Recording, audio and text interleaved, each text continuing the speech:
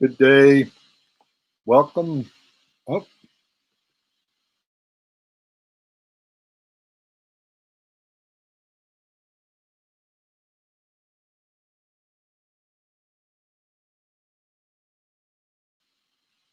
challenges here, but we will get through them.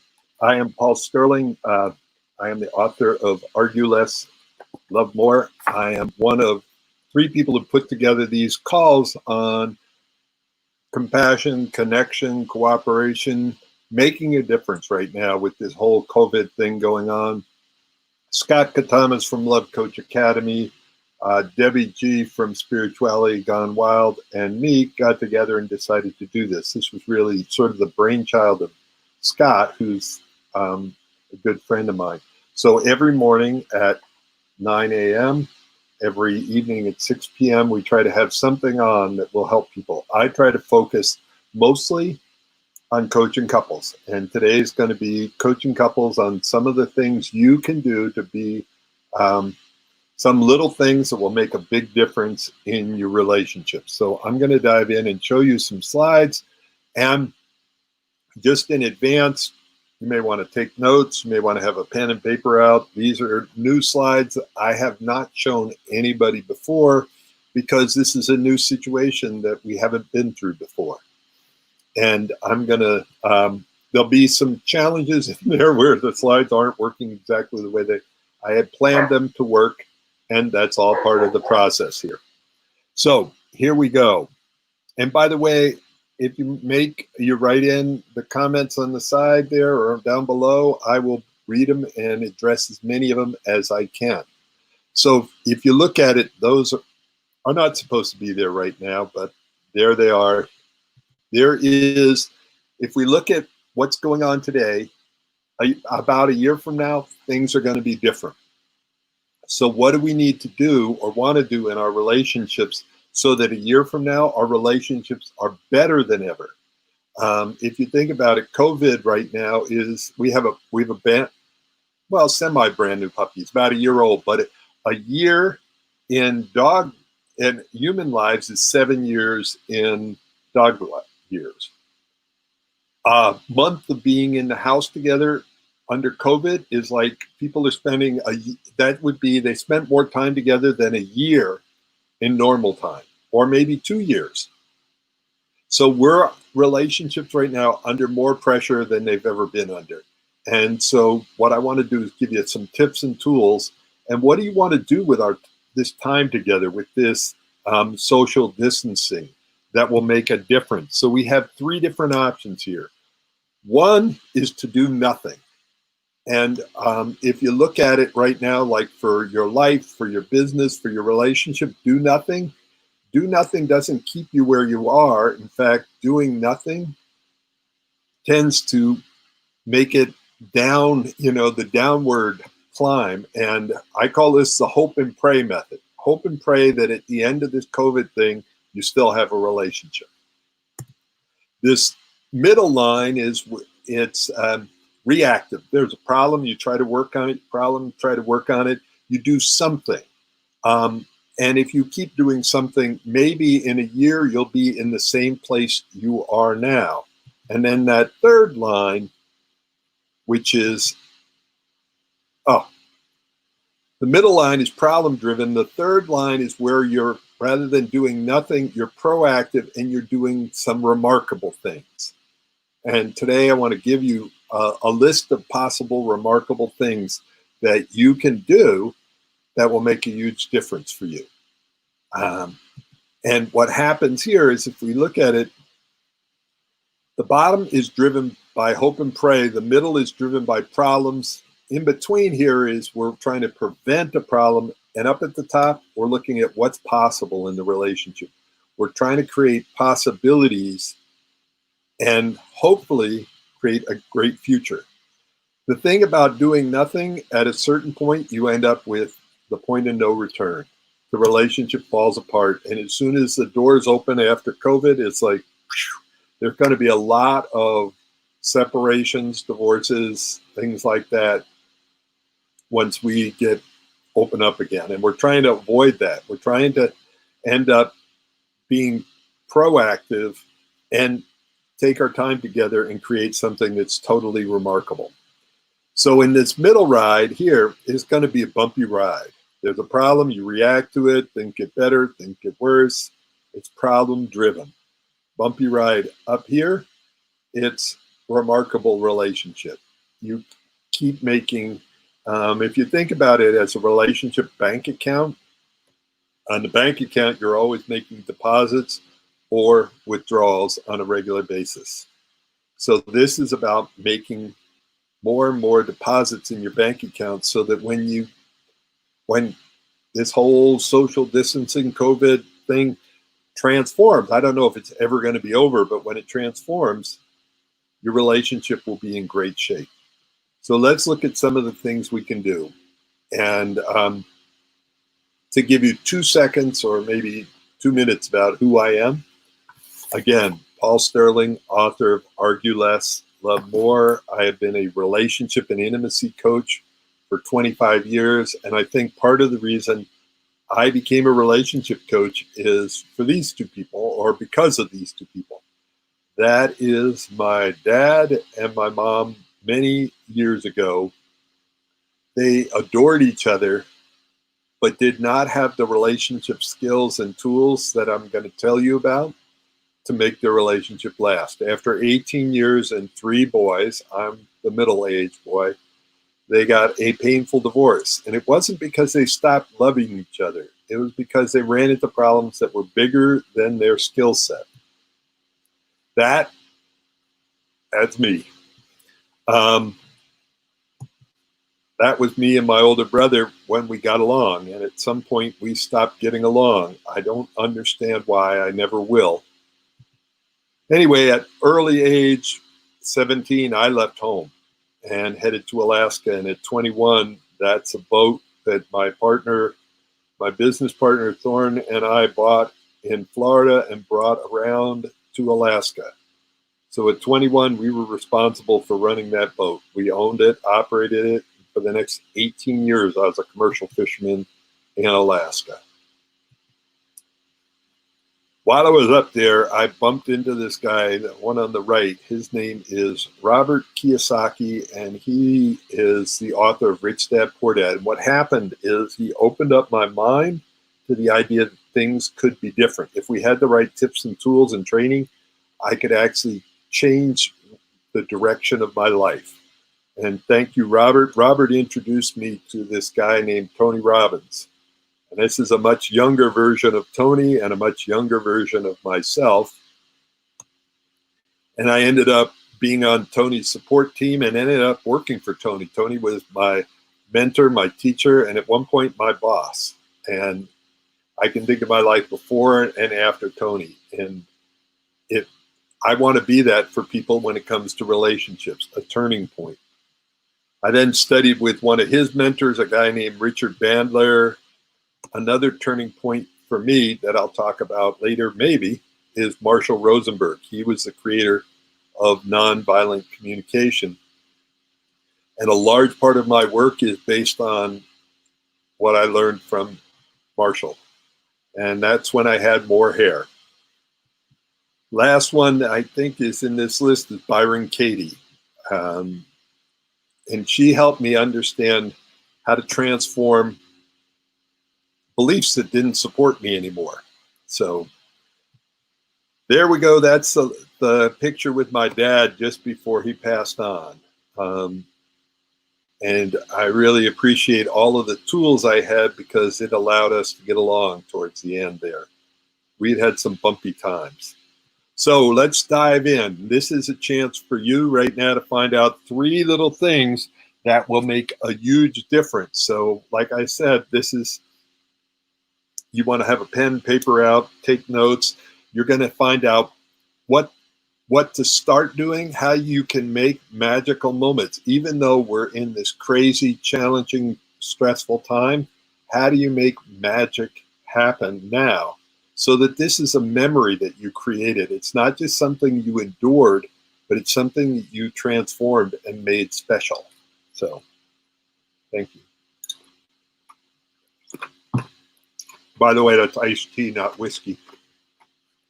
All right, so here we go. What to start doing, what to stop doing.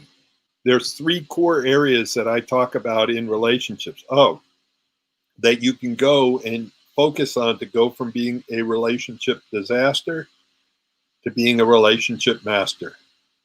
So the 3 areas to focus on: heart set, skill set, mindset.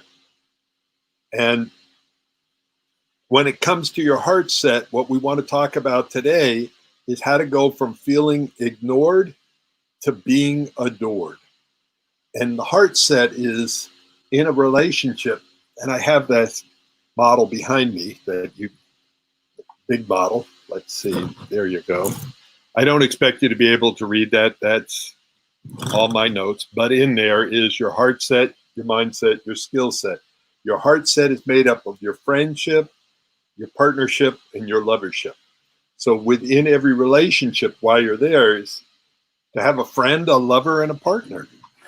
And that is what we're going to work on, is how to go from feeling ignored to being adored. And then in your mindset, how do you shift the way you think about a relationship? Because over time, a lot of times what happens is people start to take each other for granted. You're locked in the same house with each other day after day. You might start taking each other for granted. How do you shift that and get to the place where you feel a sense of gratitude, that you're grateful for each other? And the last one is the skill set. And how do you communicate? This is the communication one. How do you go take your communication from defensive, combative, bad, stupid, wrong, yelling at each other, not feeling heard, understood, and valued? Listen, what I say there is listen to the whisper before it becomes a yell. And how do you become compassionate? So I will definitely give you some tips on each of these that you can take and use right away. So the first area we're going to talk about is the adored area, and the concept is be with. How do you be with? And I know that sounds very hippie-ish or new age-ish or whatever that you might say, and it's one of the greatest aphrodisiacs, one of the most challenging things. But when your partner is in pain, upset, misunderstandings, there's conflict, there's challenge, how do you be with them rather than trying to fix them? They might be scared right now. They might not be feeling well. They might feel some trauma about the finances, what's going to happen to the economy, what's going to happen to health. They might have lost their job. And you can't solve it for them right now. But can you be with them? Can you feel it? Can you go, wow, that must be really scary. That must feel really hard for you right now. So how can you be with them in their challenges? That will make somebody feel adored. The next one here is the sense of touch. And just before I came up here, I've been on call after call coaching couples from around the country. So it's been back-to-back work. I have not had much of a break. So my partner ran up, gave me a snack, and gave me tea. And I hardly even looked up from the computer when she did that. But just before this all started, I had 3 minutes. I ran down there, kissed the back of her neck, kissed her on the shoulders, and just gave her some touch and said, you're a priority. I love you. I'll see you later. Got to go jump on the call. So sometimes touching somebody with just a sense of consciousness, how can you on a daily basis touch them and let them know, like put your hand on their heart, or massage them, do some sort of connecting touch. That's another little thing. So what I want you to do is sort of make a list. What are 2 or 3 things that I'm going to do here that will make a difference? So being with somebody is one of them. Touching is another one. MNMs. So that stands for magic moments. Making magic moments. And even though we can't like take somebody out on a super date, we can make a super date at home. Set up the massage table, cook them dinner if you don't normally cook them dinner. What are those magical moments? How do we make that happen? And even though it happens daily, one of the things that's a magical moment is uh, my beloved makes coffee every morning for us and delivers it to me in bed. I am spoiled in that area. That and the thing that's important though is I continue to stay grateful and not take it for granted. Um, she does a lot of the cooking. I stay grateful. I don't take it for granted. I do the dishes and I clean the kitchen and I do the trash. So we do this, but we try to create magical moments. And that's what's going to make a difference. If you want to get through this and not just endure it, but make it remarkable, is going to be based on how many magical moments you create. What can you do for your partner, and what can your partner do for you to make this time special and magical? So the next one here is going from granted to grateful. And I just got off a call a little while ago with a couple that were having a really hard time, and they were upset with each other and angry. And, it was like the beginning of the call, it was all of the things that was wrong, bad, stupid, wrong about their partner. And what we did that calmed the nerves down is, what do you appreciate about your partner? What's unique? What's special? What would you miss if you were no longer in a relationship with them? So an exercise you can do that's super simple that will take you from granted to grateful is, on a daily basis, what are 1, 2, 3 things that you appreciate about each other, and be specific.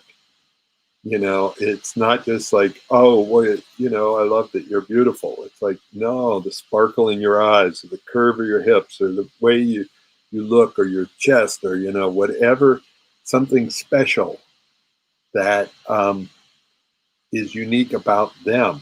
Appreciate them, what it means to you, like what it meant to me, how I felt loved and supported by having a snack delivered to me, you know.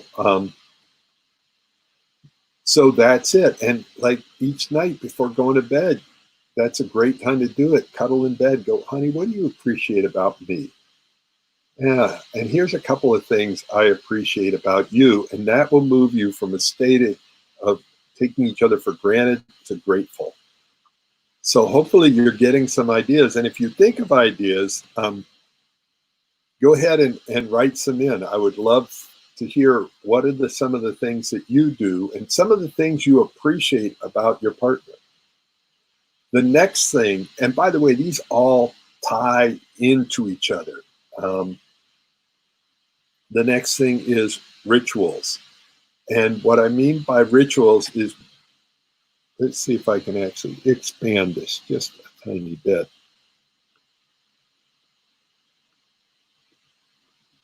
Nope, don't think I can. There we go. All right. Rituals versus routine. And the difference between ritual and routine is consciousness. So there's times that I've driven and it's like routine, where I arrive at the place that I was going, whether it's, work or going to a restaurant or something, and I almost don't even remember doing the drive because I was unconscious. It was a routine. And people get into the routine of life versus the ritual of life. They can even get to the place where making love is a routine rather than a ritual. And what I mean by a ritual is, all it is bringing consciousness to it, being aware of what you're doing and why you're doing it, so that you're aware of it. Like, I'll give you an odd example. I'm a whitewater kayaker, and one of the scarier things I've done is there was a 24-foot dam. So it was a 24-foot drop, and a friend of mine had I went over the dam. And the first time I did it, I was so scared that I didn't, it's like I was unconscious. I didn't really, I remember being at the top and I remember being at the bottom, but I don't remember going down it. So I wasn't conscious going down it. I was in a scared state. So I said, no, I got to do it a second time so I can actually be with and experience it. And that's what a ritual is it's bring consciousness to whether it's eating, doing the dishes, making love, kissing your partner, whatever it is, bringing consciousness. And that's what a ritual is. The next thing over there on mindset is to notice bids. And John Gottman is a great relationship psychologist, psychiatrist. And he, if you ever get a chance, watch some of his stuff. And this is noticing bids. And a lot of times what happens is we have bids for attention. And it's like your partner will go, did you see the bird? And you're like, uh-huh. Yeah, I saw the bird. And like what they're not trying to tell you about the bird. They're trying to get a bid for your attention. And so we're always bidding for attention. And the relationships, the couples that last the longest and have the best relationships are the ones where when somebody makes a bid for attention, the other person responds. So your response rate for bids for attention, and if there's been an upset, it's a bid for healing. It's a bid for reconnecting. It can be as subtle as a hand touch or all the rest of it. And a lot of times what happens, somebody's on their cell phone and your partner tries to connect with you and you're like, yeah, I hear you. Yeah, no, I got it. And they're bidding for connection. And basically what you're telling them by not putting down your phone or looking at them is that you're not that important. You're not a priority. And what do people want more than anything?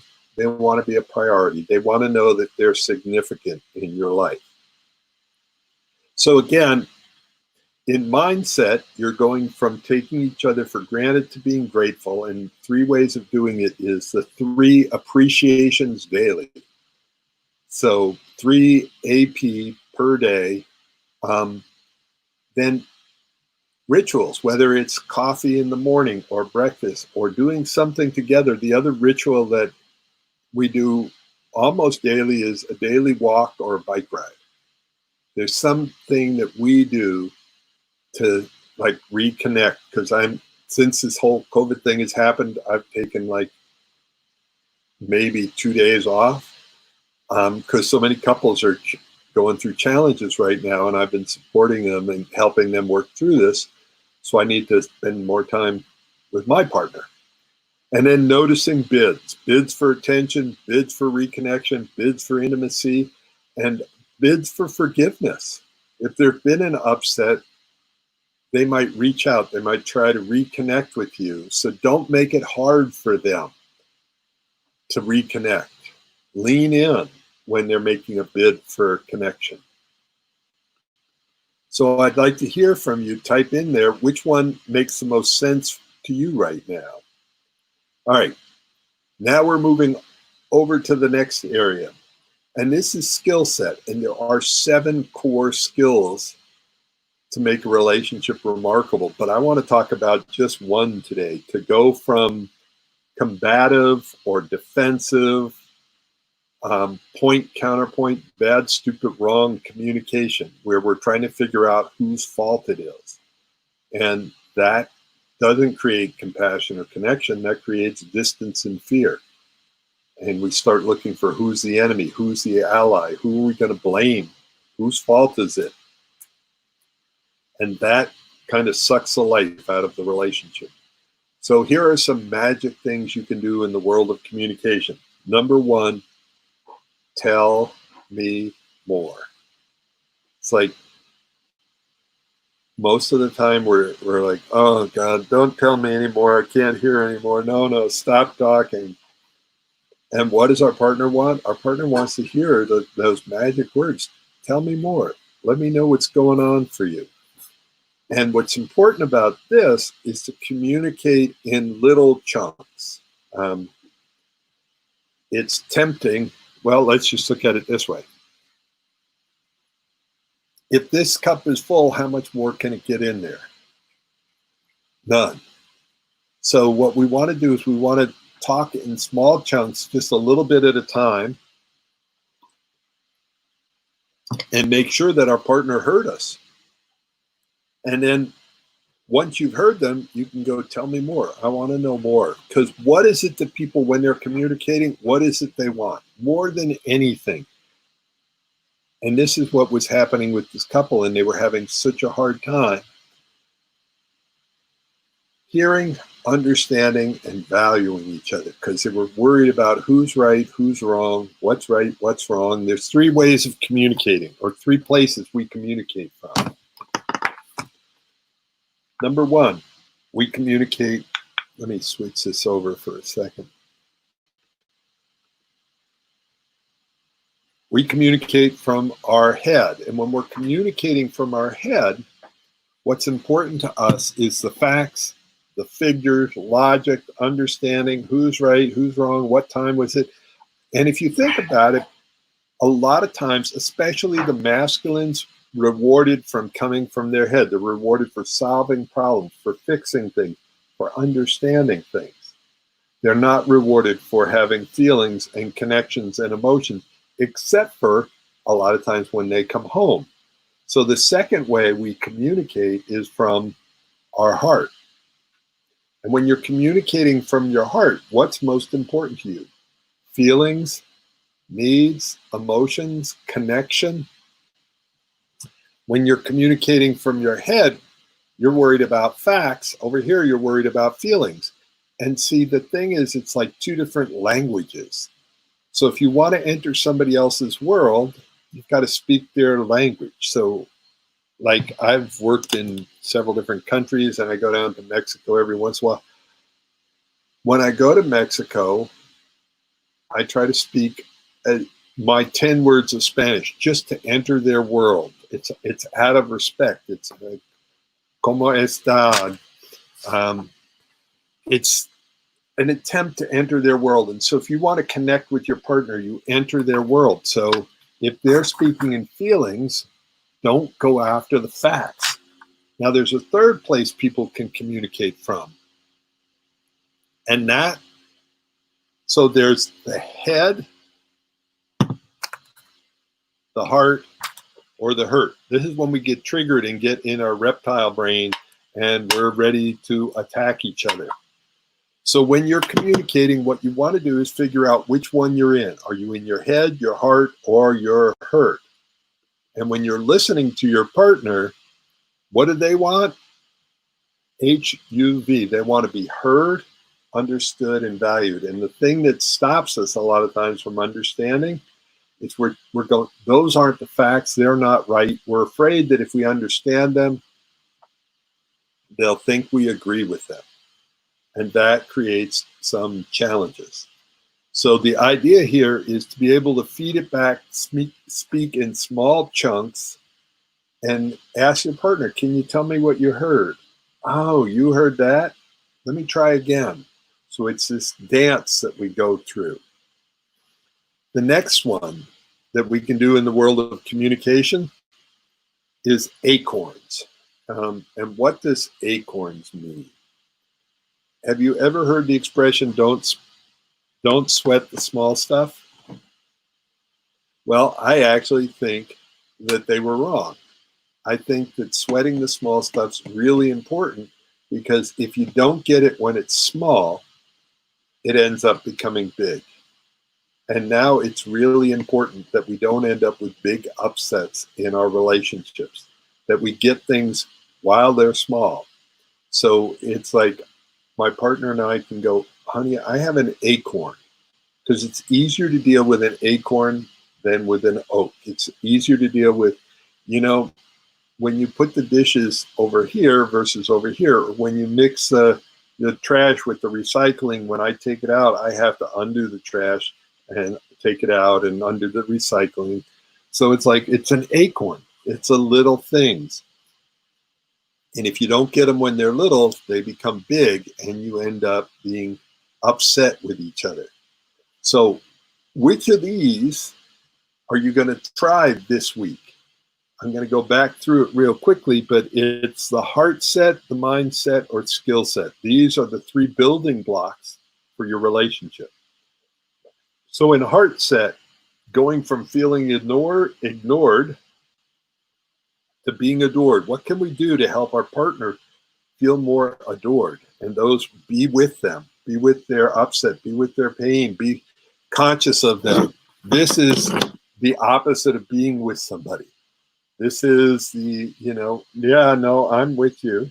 It's like, no, you're not. I don't feel important at all. So how to be with them. How can you touch them in a way that they feel loved and adored? And then how can you create magic moments?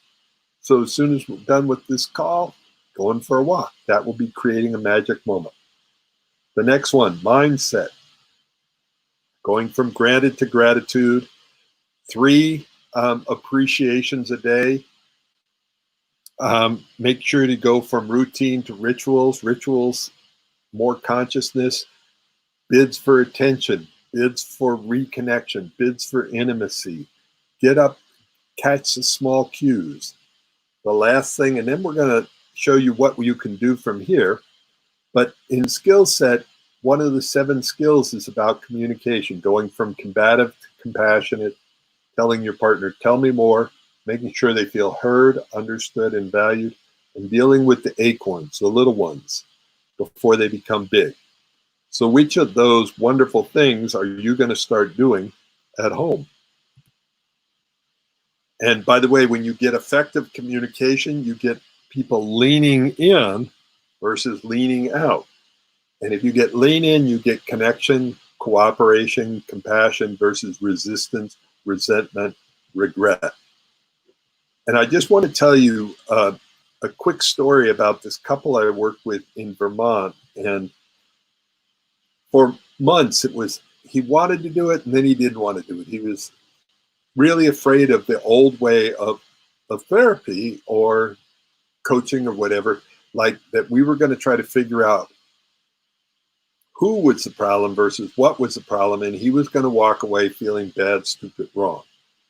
So he would lean in a little, then lean out, lean in. And it took him 3 or 4 months to finally say yes. And then when he did, we worked together for about 3 months. And then I called them 6 months later.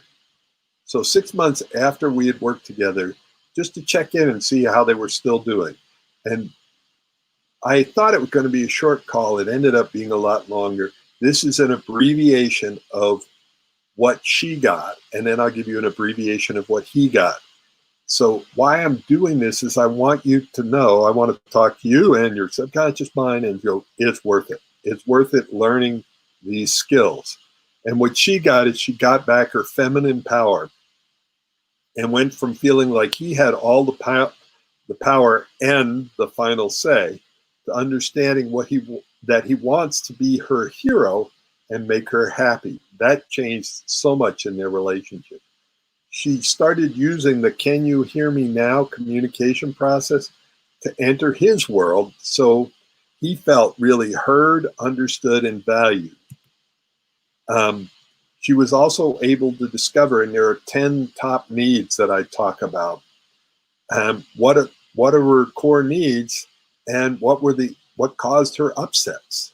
So what causes upsets in relationships typically is when one of the 10 top needs is not getting met. And let's see, come on, screen. She stopped taking his masculinity personally and started to understand the differences between masculine energy and feminine energy, between hunter mode and gatherer mode. And by the way, men and women have both of these. We both have masculine energy and feminine energy, and it's knowing which one you're in right now. She also understood when he was single focused or hunter focused, in the hunter mode, and to not try to get his attention when it wasn't available. That's like just half of what she got, but I don't want to overwhelm you. What I do want to do is show you a tiny bit about what he got, and then I'm going to show you what you can do. So he stopped taking himself so seriously and started having much more fun. He loved that he was able to really enter her world, so she felt heard, understood, and valued, and he felt like her hero. And he stopped worrying about what he said and became more interested in what she heard. And that, by the way, that sounds like a subtle difference. It's a world apart. You want to connect with your partner, become more interested in what they heard than what you said. He loved that they both became aware of you using any language that implies bad, stupid, wrong. And what happens is there's a listening switch that we all have. And when somebody hears bad, stupid, wrong, their listening switch goes off. They may still be looking at you, they may still be in the room, but they stop listening because nobody really likes to hear bad, stupid, and wrong. So it's being careful how we speak so that we actually get heard, understood, and valued. He also got to understand the power of speaking in chunks and not overwhelming his partner, chunking it down so it was more absorbable. That is a critical thing. He also became a lot more patient and supportive of his partner. So this right here, I'm going to go through it quickly. I can see when I transferred it over from a keynote presentation to PowerPoint, it did not transfer very well at all. So here we go. I will help unravel this mess. And there are three keys here. There are three different ways that we can communicate, especially when we're triggered. So when we're triggered, we can, the first way is we can collapse. We can give up on our needs. It's like, okay, my needs don't matter. I'll be a martyr. I can't win in this situation, so I'll just basically give up. You win, I quit. And that's a picture of our puppy. And our puppy, you know, when a big dog would come up to our puppy, the puppy would just roll over on its back and basically say, I'm no threat. I give up. Your needs matter more than mine. I'll just lay here. Over here, we have the dinosaur. That's basically our reptile mind. And what happens in our reptile mind is my needs are the only needs that matter, and I'm going to take them. Give me what I want now. We make demands. See, the problem is neither of these work well in relationships. Collapsing, which I did a lot and didn't realize it, because growing up, that was the place that I could be safe. My older brother ended up being pretty violent with me at times. So my safe position was I give up. I'm no threat. Don't hit me anymore because I can't take it, or I don't want to take it. And he was very combative. Now the third way of being up here is courageous. And courageous is to communicate from the heart. To, you know, nonviolent communication is about like, can we figure out what will meet your needs and my needs? So collapsing, it's like I give up on my needs, you can get your needs met. Combatives, where your needs are the only ones that matter. And up at the top, courageous, it's when both of our needs matter. How can we talk about it?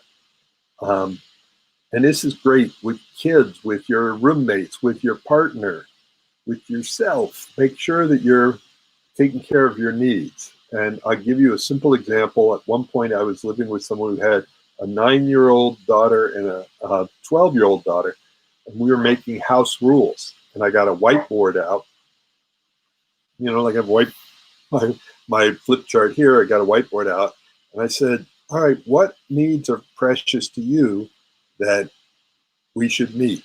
Because we're going to make house rules that work for everybody. And the 9-year-old just lit up like, oh my God, my needs matter? Because she was used to an environment where the people with the power, the big people, made all the rules because they had the power. And she felt amazingly included in that. So how do we, in this time, make sure that everybody's needs get met? So let me move on. Whoops. I already covered this, speaking for your head, your heart, your hurt. So it's, at some levels, it's decision time. Do you do remarkable things or do you do nothing? Are you hoping that you're just going to like hold your breath until this whole thing is over and then life will go back to normal? Or are you going to take advantage of our time together, like while you're locked up together in this social distancing, and make your relationship better than ever? Talk about the things that need to be talked about. Make your partner feel special. Create those magic moments. It's decision time. No action or pro-action. So here is 3 different options that you can take. I thought about this earlier today. And so, like I said, when it transferred over from Keynote to PowerPoint, it didn't transfer over exactly the way I was hoping. But here you go. Once again, it's always going to be the same thing, from relationship disaster to relationship master. And I went through 1 divorce and 4 broken engagements, so I definitely had the relationship disaster side. So here is the big picture. This right here is do it myself. And this, like, if you want to change your relationship and make it remarkable, there are 3 basic options you have. 1 is do it yourself, figure this stuff out. This is the least costly. This is the least predictable, and you get the least amount of support. And for many years, that's what I did, trying to figure it out. And I just recently went on Google and I typed in diet advice, and I'm making up the number, but I think it was about 29 million hits for diet advice. And then I went in and put in relationship advice, and I think it was more like 96 million different hits, suggestions. So there's a lot of advice out there. There's not a lot of support. What I want to do is offer you an idea. If you want some clear support, you want some clear ideas, there's several options you have. 1, like I said, do it yourself. The second one is do it with you. And do it with you, or do it yourself, if you've got a small problem and it's not a big priority, that's a great way to go. Get books, get tapes. You can get my course on video. I have Facebook groups and stuff. Low cost, anywhere from $97 to $197. If the problem is a mid-level problem and it's a mid-level priority, you might want to do something where it's do it with you. You find yourself a coach, a counselor, a support. You get that mid-level support. It has a mid-level of predictability, because if you have a coach, they're looking over your shoulder and they can help guide you. If you're not following their guidance, it's hard for them to predict the outcome that you're going to get. And whoops, it says most costly, but it's not. It is the mid-costly range here. And I have something called the couples course and a 60-day challenge, and there's group coaching involved.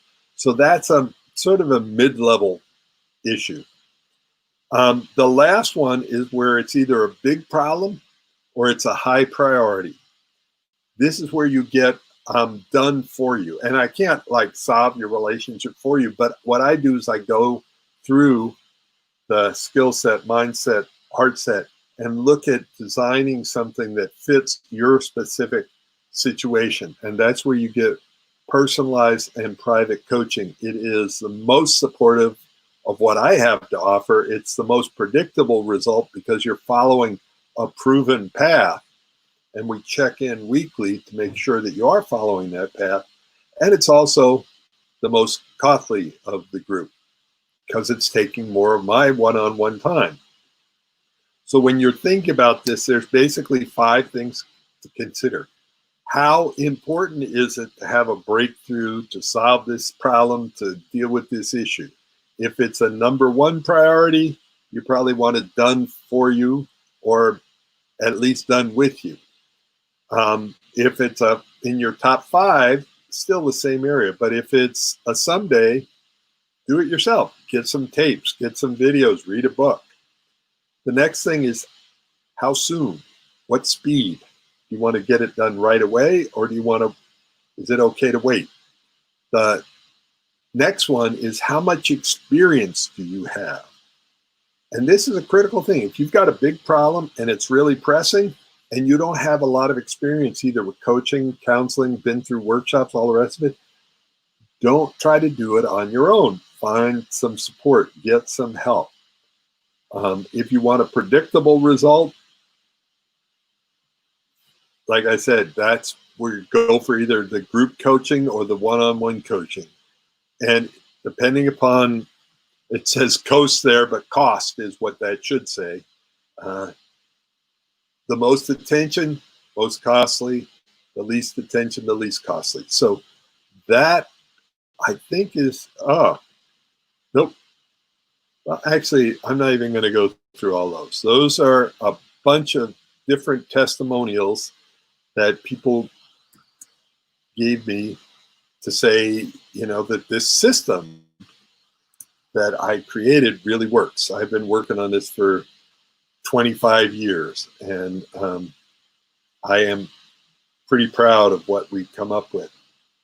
So what is the immediate next step that you can do? If you're curious about what's going on in your relationship, one thing you can do is go and take the arguelesslovemore.net/ask survey or quiz, a relationship quiz. It should take you about maybe 10 minutes, and it will help you figure out what your relationship score is. Which of the 5 zones are you in, and what's your relationship score, and which of the 7 skills are your kryptonite, and which of them are your superpowers. So I totally appreciate you spending time with me tonight. And if you've got any questions, you can private message me. If you want to know how my coaching works or if it will work for you, get a hold of me. The other thing that is also an option is, let me see, where did it go?